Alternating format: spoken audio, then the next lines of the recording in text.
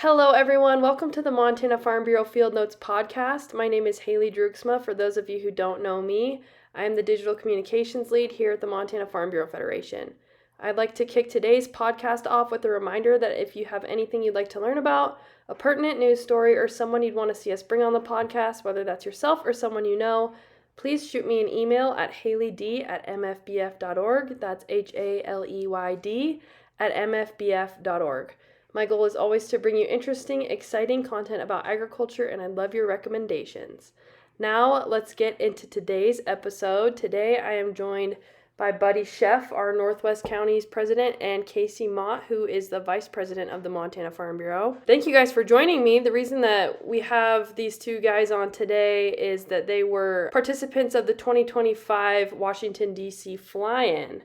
I'm glad you guys were able to join me today. Eric Moore was also on the trip with you guys, but I know that he wasn't able to make it. He's pretty busy receiving calves right now. But I think that's quite a testament to how we pluck people right off the ranch and throw them up on the Capitol. So if you guys want to introduce yourself, Casey, do you want to go first? Certainly. Well, as Haley pointed out, Casey Mott, I am vice president of Montana Farm Bureau, also a rancher from Custer, and where I have a small place with my wife and run a ranch in Miles City with my younger brother and niece. Sweet. Thanks, Casey. Buddy? As you said, my name's Buddy Cheff. I'm out of Ronan, Montana, northwest side. Cow calf up there and help my in-laws with potatoes and grain with that. And I'm Northwest County's president. So that's who I am. Thank you, guys. To start off, Buddy, do you want to give us a quick overview of all the things you did and the meetings you had scheduled during the 2025 fly-in? So it was pretty fast and furious. We it got kind of moved around as we went because, a lot of our representatives were in other meetings. But we met with like Zinke's representatives, his staff, and everybody. The first day, we got to meet with the UK. He's the ambassador for agriculture, food, and beverage. Wow. Yep. Yeah, and we got to go through the Capitol building underneath and some of the walkways, and that was pretty interesting. Quite a bit, really, in a short time. I have to think about everything we did do. Saw Sheehy's staff, a lot of staff. These guys are busy all the time, and for them to spend time with us when they could was great. Do you, Buddy, also want to talk? I think you got, if I'm not mistaken, I'm pretty sure you applied through ACE as an ACE alumni. Yep. Do you want to talk about what that application process was and kind of what made it different to maybe others? So, being the local president here, I always trying to learn to better our community, and ACE was fantastic. Our local guys really pushed me to do that, and it was fantastic going through that. And I just, when I got the email on the applicant, I jumped at the opportunity because I just thought any way that I can grow my knowledge for how the Farm Bureau works and us getting out and talking to the representatives, I thought I should do that. And so that's, the application was, how we're involved, what we do, opinions we have on some of this, our standings on bills coming up, things that we've voted on or haven't voted on, and got you kind of in the mindset for what could be coming up if you got picked. And luckily I checked all the boxes, so they selected me for that. Awesome. That is sweet. Casey, I'll transition to you. Which meeting or meetings did you think of all of the many that you guys were involved in was the most impactful for you guys? Well, it's hard to say what's most impactful for us as a group because, as Buddy said, there were so many. One of the meetings that kind of stood out, we actually got to meet with Senator Daines and talk to him about a number of our concerns. And one of them had come up. It was really early on in this process, the New World screwworm, which everybody by now should have heard about, and the problems that we're having with that just below the border in Mexico. But I had kind of known about this because my father grew up down in southern New Mexico and western Texas and worked ranches down there. And back in the 50s, when screwworms were a problem before they had been eradicated.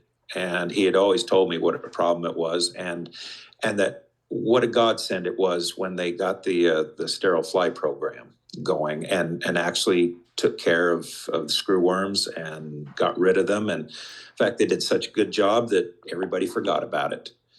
Well, now they're back. And so I was telling this to Senator Daines, and he's like, I've heard about this, but I don't know much about it. Could you walk me through it? And so I told him, kind of laid out just what I've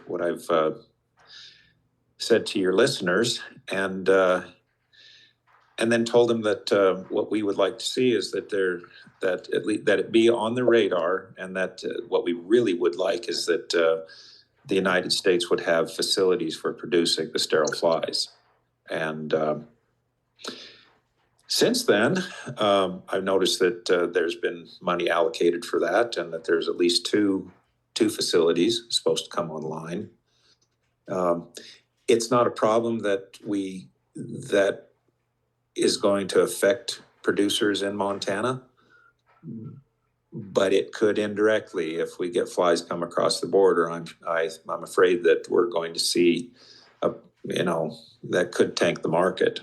At least it's possible. So that was just one of the things that kind of stood out to me, because it was like something that I was pretty knowledgeable about, and I believe that we saw some positive effect from our going to talk to folks there on Capitol Hill.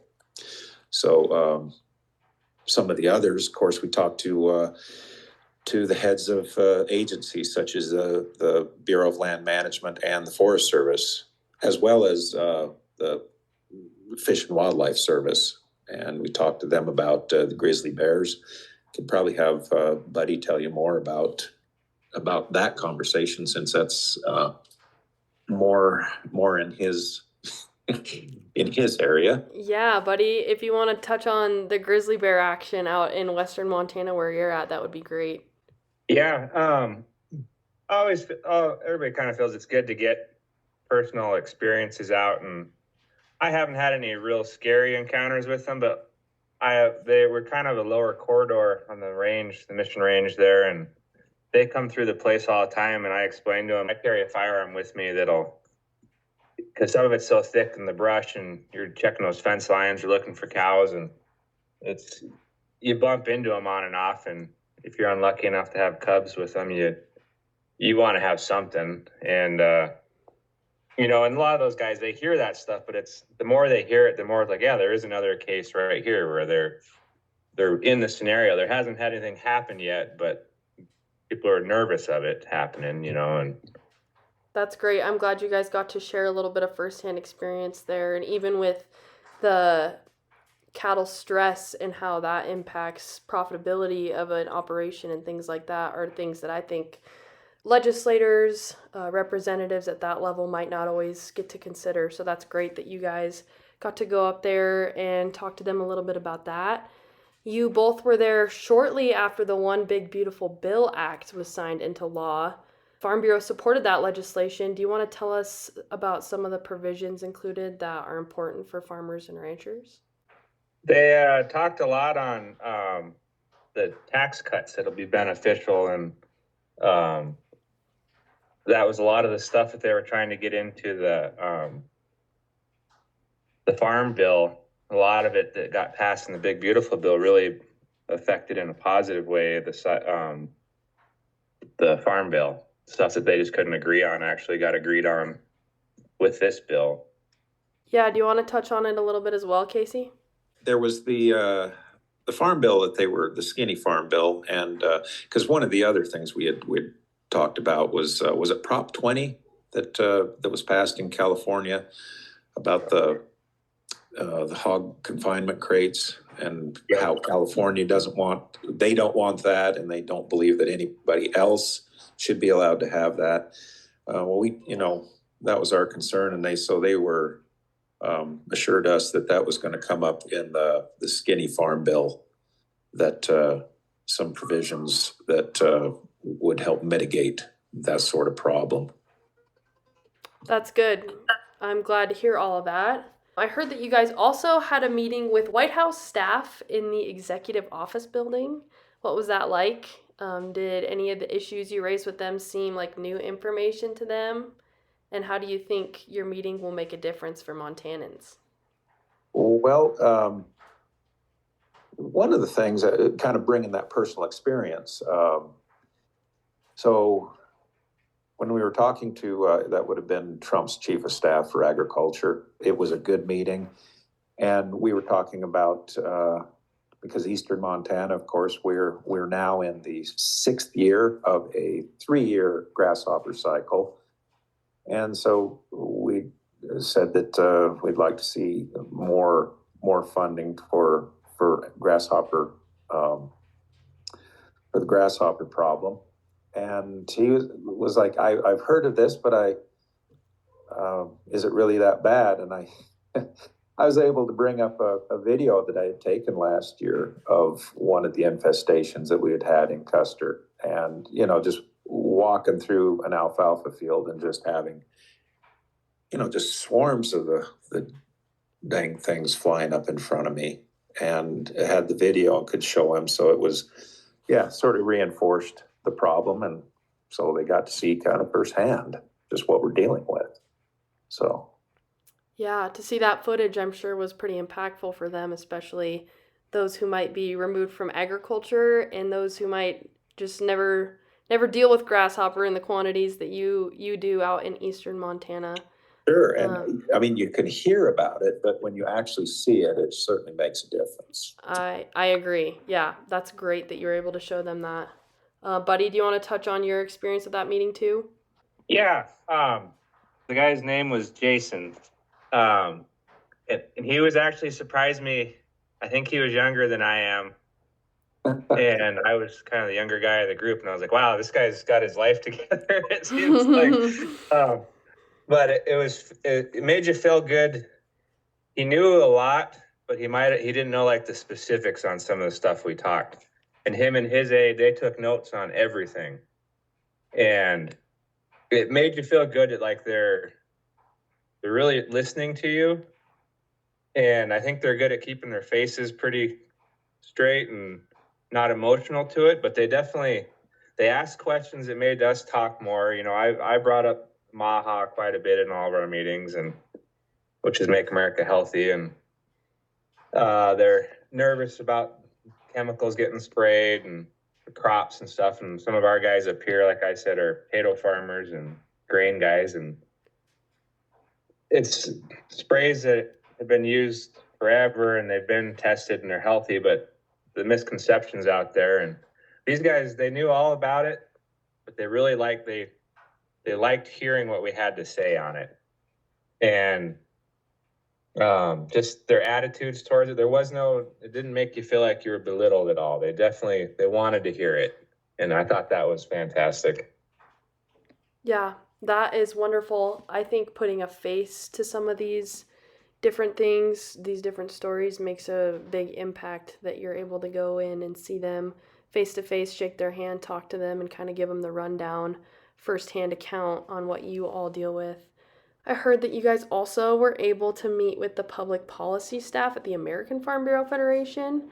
I know that they're pretty well renowned for all their work that they do and how knowledgeable and dedicated they are. Do you guys want to speak to that a little bit, what your experience was there?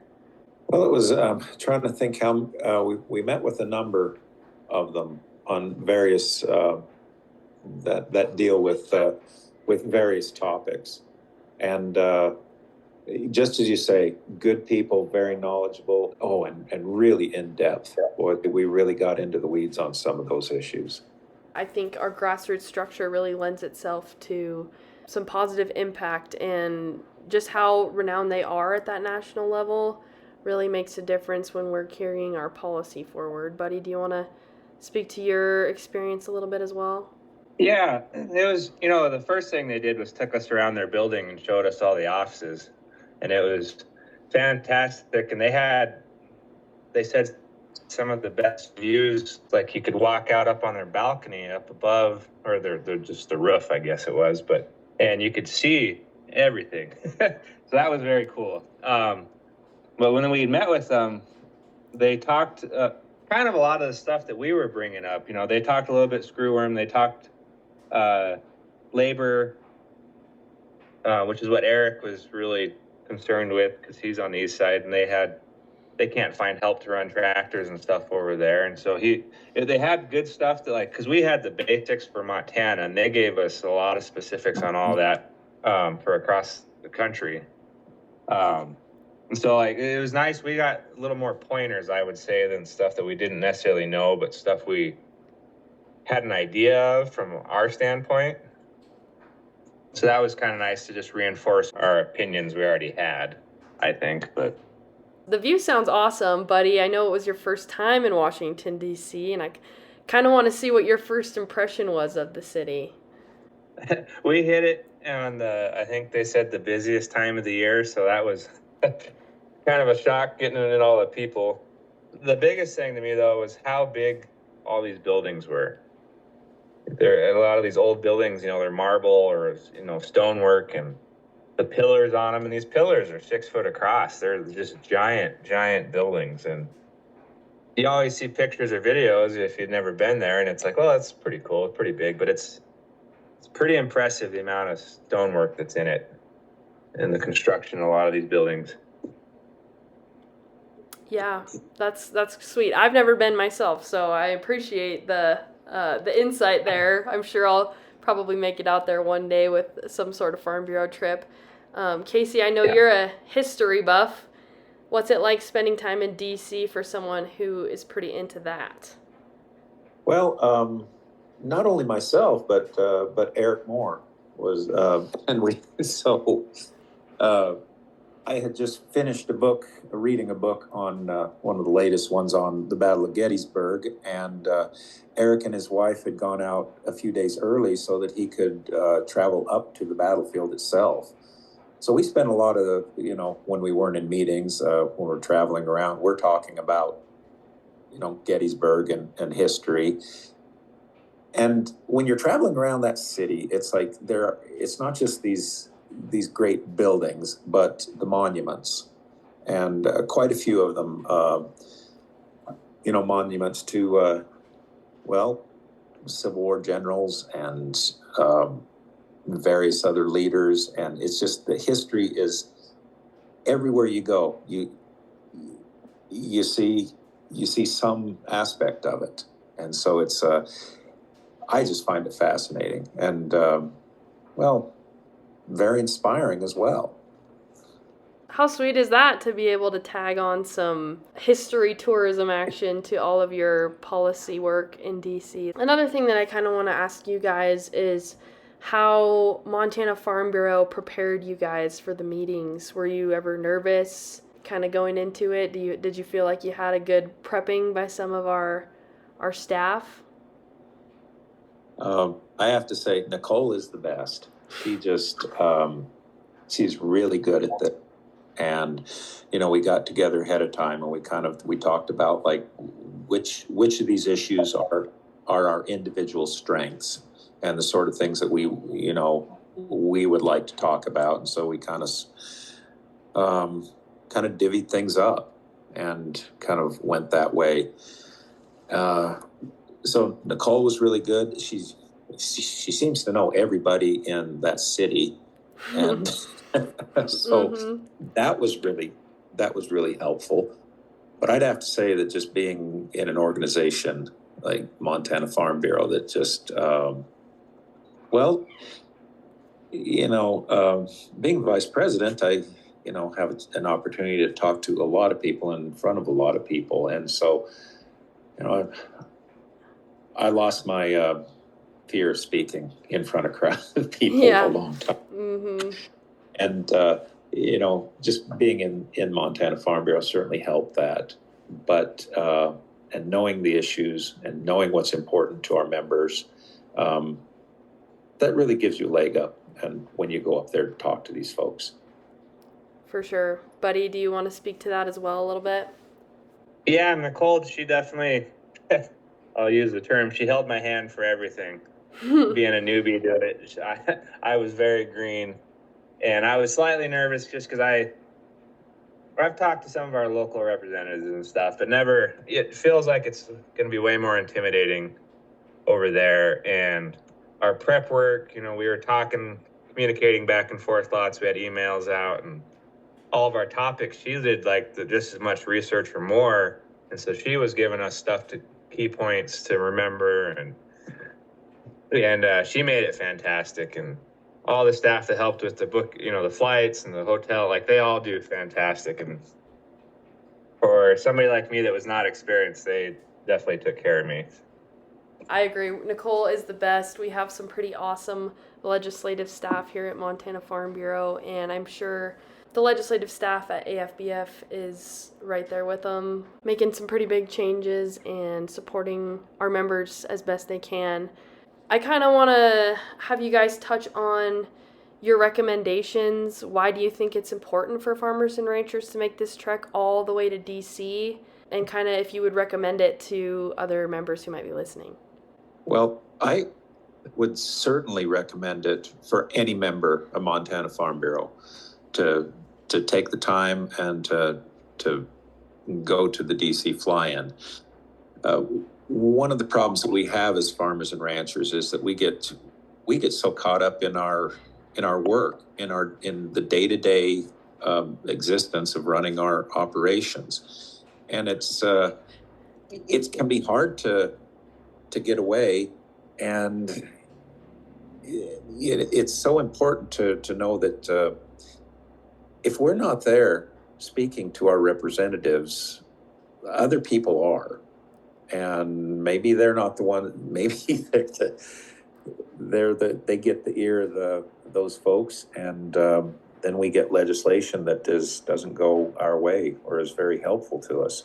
And so it's really important that we take the time to not just on a local level doing the Montana Farm Bureau stuff, but and our Montana legislature, but go to DC and talk to those guys, because it's I guarantee that as I had pointed out, a number of these small things I think really reap big rewards for Montana Farm Bureau and for farmers and ranchers.